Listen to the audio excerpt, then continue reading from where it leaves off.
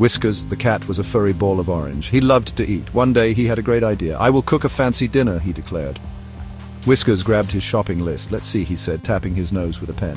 "Tuna surprise, mouse-shaped cheese, catnip crunchies, and fish stick surprise for dessert."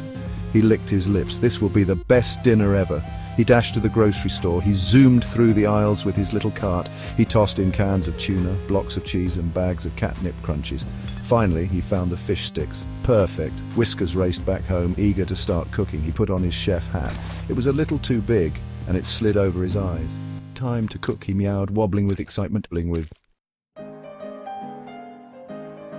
First up, tuna surprise. Whiskers stacked the cans of tuna.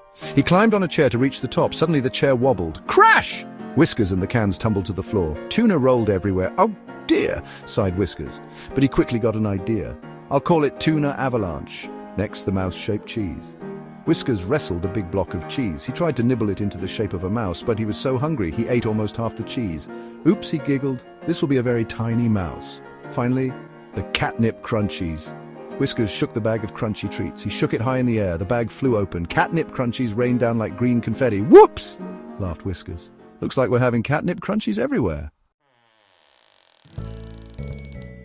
Whiskers surveyed the kitchen. Tuna avalanche was, well, an avalanche. The mouse-shaped cheese was a nibbled mess, and catnip crunchies covered the floor. But Whiskers didn't worry. He had a plan. He mixed the tuna avalanche with a sprinkle of catnip. "This needs something else," he mused, tapping his chin. Then he saw it, a bottle of sparkly fish oil. He poured a tiny bit on top. For the mouse-shaped cheese, he grabbed a carrot. He carefully carved tiny ears and a tail.